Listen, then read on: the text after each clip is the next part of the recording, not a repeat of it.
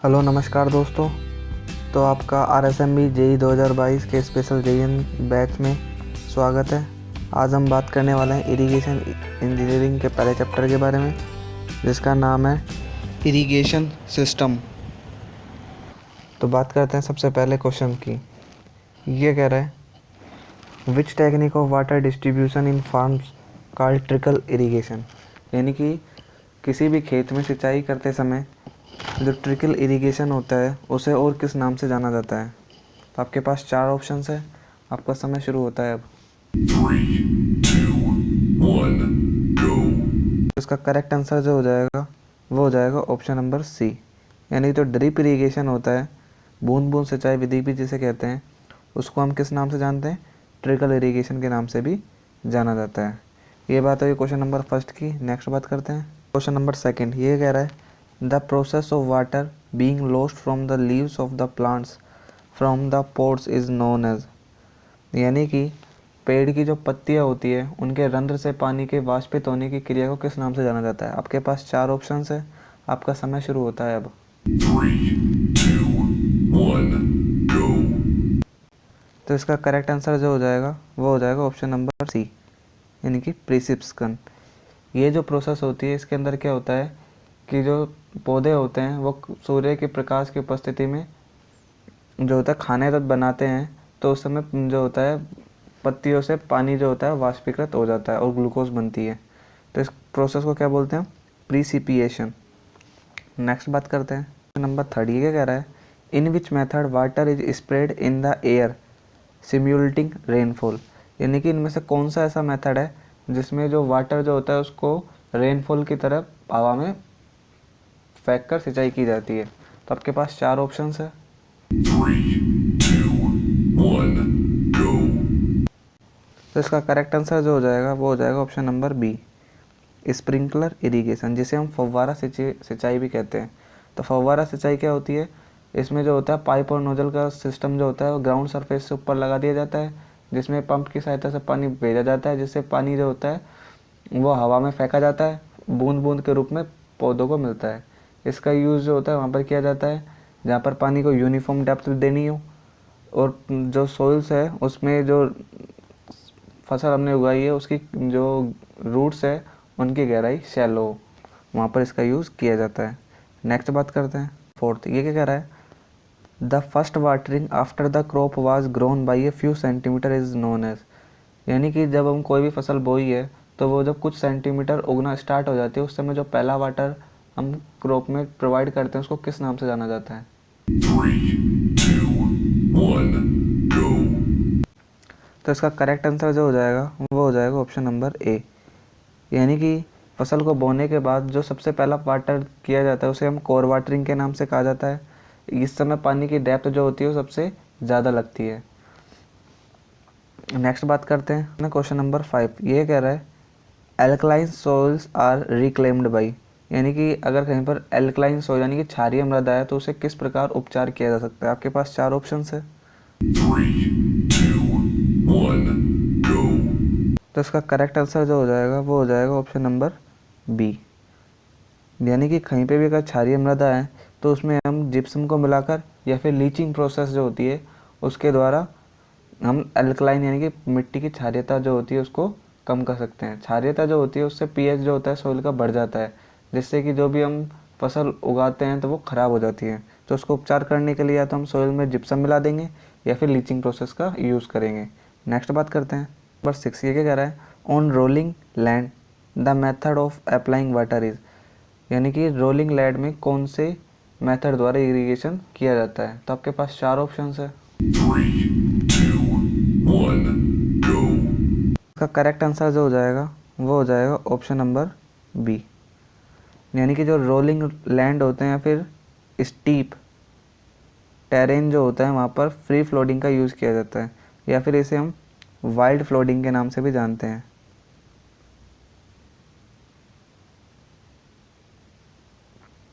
Next बात करते हैं क्वेश्चन नंबर 7। ये कह रहा है capacity of an irrigation tank depends on, यानी कि जो हम पानी के लिए इरिगेशन टैंक बना रहे हैं उसकी कैपेसिटी किस पर निर्भर करती है। आपके पास 4 ऑप्शंस है। 3, 2, 1, go. करेक्ट आंसर जो हो जाएगा वो हो जाएगा ऑप्शन नंबर डी। यानी कि मेनली वैसे तो चारों ऑप्शन एक तरीके से सही है, लेकिन इनमें से जो सबसे सही ऑप्शन है वो है ऑप्शन नंबर डी।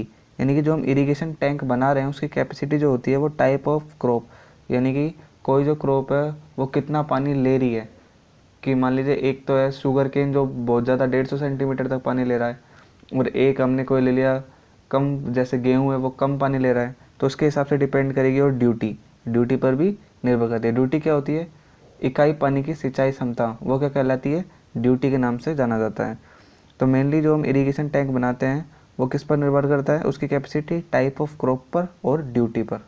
नेक्स्ट बात करते हैं नंबर 8। ये कह रहा है irrigation is basically required in, यानी कि इरिगेशन की रिक्वायरेशन मेनली कहाँ पर होती है? तो आपके पास चार ऑप्शन है। 3, 2, 1, go. इसका करेक्ट आंसर जो होता है वो हो जाएगा ऑप्शन नंबर डी, यानी कि ऑल ऑफ दीज। इरिगेशन जो होती है उसका रिक्वायरेशन ह्यूमिड रीजन के अंदर भी होता है, एरिड रीजन के अंदर भी होता है, और सेमी एरिड रीजन के अंदर होता है। यानी कहीं पे भी हमको क्रॉप जो है उसको उगानी है तो मेनली हमें इरिगेशन की तो आवश्यकता होगी, चाहे वो रीजन ह्यूमिड हो, एरिड हो या फिर सेमी एरिड हो। तो इसका ऑप्शन क्या हो जाएगा? All of these. नेक्स्ट बात करते हैं क्वेश्चन नंबर 9। ये कह रहा है sprinkler irrigation is preferred when. Sprinkler irrigation जो होता है वो सबसे अच्छा होता है कब? आपके पास चार ऑप्शन है। 3, 2, 1, go. हो जाएगा वो हो जाएगा ऑप्शन नंबर डी, यानी कि all of these. Sprinkler irrigation जिसे हम फव्वारा सिंचाई भी कहते हैं वो सबसे बढ़िया होता है जब ग्राउंड जो होता है अंडुलेटेड हो। बिल्कुल सही है। The crop has shallow roots, जब जो फसल है उनकी जो जड़ें हैं वो कम गहराई पर हो, जिससे कि उन्हें यूनिफॉर्म पानी मिल सके। और द इरिगेशन, ये यहाँ पे है वाटर, इसके यानी कि पानी की बहुत ज़्यादा कमी हो, तो उस स्थिति में किसका यूज़ किया जाता है? स्प्रिंकलर इरिगेशन का यूज़ बहुत ज़्यादा किया जाता है। नेक्स्ट बात करते हैं नंबर 10। ये कह रहा है isohyet is a line joining points having, यानी कि आइसोहाइट जो होता है वो कौन से पॉइंट को जोड़कर बनाई जाती है? तो आपके पास चार ऑप्शन है। 3, 2, 1, go. तो इसका करेक्ट आंसर जो हो जाएगा वो हो जाएगा ऑप्शन नंबर डी, यानी कि आइसोहाइट क्या होती है? सेम रेनफॉल पॉइंट को मिलाने वाली लाइन जो होती है उसे क्या कहते हैं? आइसोहाइट के नाम से जाना जाता है। तो इसका ऑप्शन कौन सा हो जाएगा? Option number D, equal rainfall depth of given duration. Next बात करते हैं। नेक्स्ट क्वेश्चन है क्वेश्चन नंबर 11। ये कह रहा है which of the following methods of irrigation has minimum wastage of water. आपके पास चार ऑप्शन दिए गए हैं, इनमें से कौन सा ऐसा इरिगेशन मेथड है जिसमें वेस्टेज ऑफ वाटर मिनिमम होता है? तो आपका समय शुरू होता है अब। 3, 2, 1, go. करेक्ट आंसर जो हो जाएगा वो हो जाएगा ऑप्शन नंबर सी, यानी कि स्प्रिंकलर इरिगेशन। स्प्रिंकलर इरिगेशन होता है उसमें इन ऑप्शंस में सबसे करेक्ट मेथड है, क्योंकि स्प्रिंकलर इरिगेशन जो होता है उसमें डायरेक्ट जो वाटर जो होता है वो डायरेक्ट लीव्स को प्राप्त हो जाता है। जबकि सबसे इफेक्टिव जो मेथड होता है जिसमें वेस्टेज ऑफ वाटर मिनिमम होती है वो होता है ड्रिप इरिगेशन। कौन सा? Drip irrigation. क्योंकि ड्रिप इरिगेशन जो होता है जिसे हम बूंद बूंद सिंचाई विधि भी कहते हैं, उसमें पानी जो होता है वो डायरेक्ट बूंद बूंद करके रूट्स को मिलता है, जिससे कि वेस्टेज ऑफ वाटर जो होती है वो मिनिमम हो जाती है। लेकिन यहाँ पर ये ऑप्शन है नहीं, तो यहाँ पर इन ऑप्शंस में से कौन सा हो जाएगा? Option number C.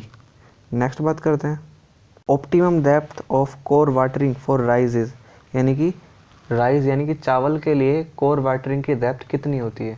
आपके पास चार ऑप्शंस है। आपका समय शुरू होता है अब। 3, 2, 1, go. तो इसका करेक्ट आंसर जो हो जाएगा वो हो जाएगा ऑप्शन नंबर सी, यानी कि 190 mm, या फिर जिसे हम 19 सेंटीमीटर भी कहते हैं। कोर वाटरिंग क्या होती है? पौधों को जो सबसे पहले पानी दिया जाता है, यानी कि बोने के बाद कुछ सेंटीमीटर जब वो उगना स्टार्ट हो जाती है, जो सबसे पहले पानी दिया जाता है उसे कोर वाटरिंग के नाम से जाना जाता है। इस समय जो पानी की डेप्थ जो होती है वो सबसे ज़्यादा प्रोवाइड की जाती है, तो जिसकी मात्रा जो होती है राइस जो होता है उसमें होती है 19 सेंटीमीटर या फिर 190 mm, और जो गेहूँ जो होता है जिसे हम वीट कहते हैं उसके लिए कोर वाटरिंग डेप्थ कितनी होती है? 13.5। या फिर 135 mm।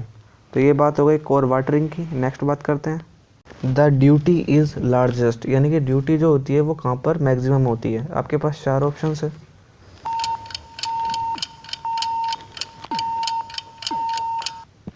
तो इसका करेक्ट आंसर जो हो जाएगा वो हो जाएगा ऑप्शन नंबर बी, यानी कि ऑन द फील्ड।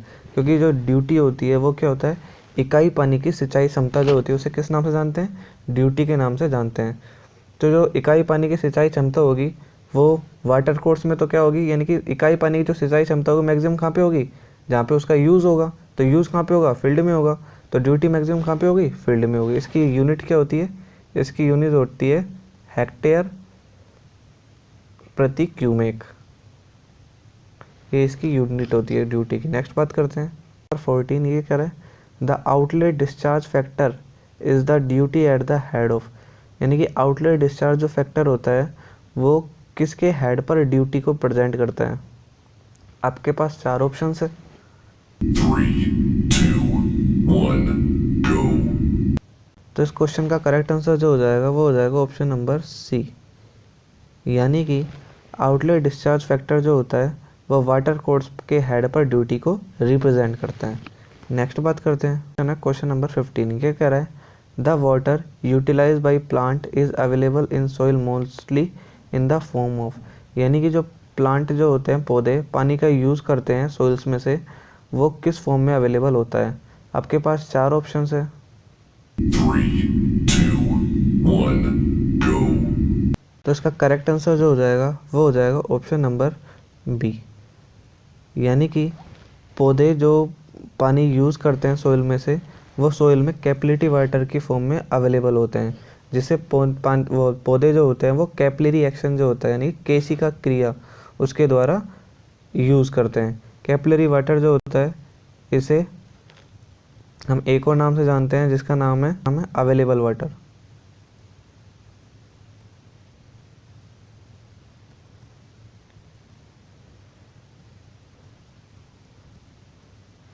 नेक्स्ट बात करते हैं क्वेश्चन नंबर 16, ये क्या कह रहा है the value of sodium absorption ratio for high sodium water lies between, यानी कि सोडियम एब्सॉर्प्शन रेटो जो है उसकी वैल्यू हाई सोडियम वाटर के लिए कितनी होती है। 3, 2, 1, go. तो इसका करेक्ट आंसर जो हो जाएगा वो हो जाएगा ऑप्शन नंबर सी, यानी कि सोडियम एब्सॉर्प्शन रेशियो होता है जिसे हम SAR के द्वारा रिप्रेजेंट करते हैं, उसकी वैल्यू जो होती है वो 4 भागों में क्लासिफाई किया जाता है। सबसे पहला होता है लो, दूसरा होता है मीडियम, तीसरा होता है हाई और चौथा होता है वेरी हाई।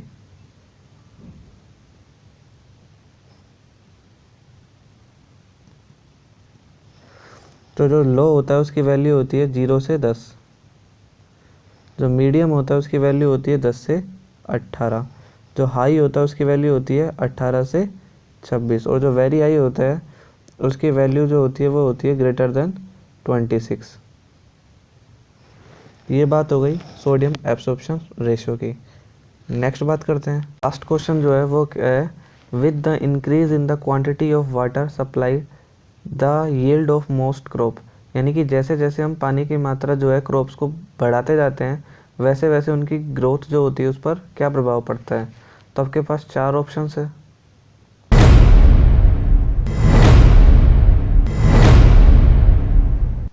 तो इसका करेक्ट आंसर जो हो जाएगा वो हो जाएगा ऑप्शन नंबर डी, यानी कि जब भी हम किसी भी क्रॉप जो होता है उसमें पानी की मात्रा को बढ़ाते जाते हैं तो वैसे वैसे जो उसकी यील्ड जो होती है वो बढ़ती जाती है और एक मैक्सिमम पॉइंट जो होता है उस पर मैक्सिमम प्राप्त होती है। उसके बाद भी यदि हम पानी की मात्रा बढ़ाते हैं तो पौधा जो होता है गलना स्टार्ट हो जाता है, यानी कि उसकी यील्ड जो होती है वो कम होना लग जाती है। ये जो पॉइंट होता है इसे क्या कहते हैं, OMC के नाम से जाना जाता है, यानी कि ऑप्टिमम मॉइस्चर कंटेंट। तो आज के लिए इतना ही, मिलते हैं आपसे एक दूसरी अमेजिंग वीडियो के साथ। जब तक के लिए वीडियो को लाइक कीजिए और चैनल को सब्सक्राइब कीजिए। Thanks for watching, thank you. कर दो यार, तुम्हारे पैसे थोड़ी ना कट रहे, कर दो।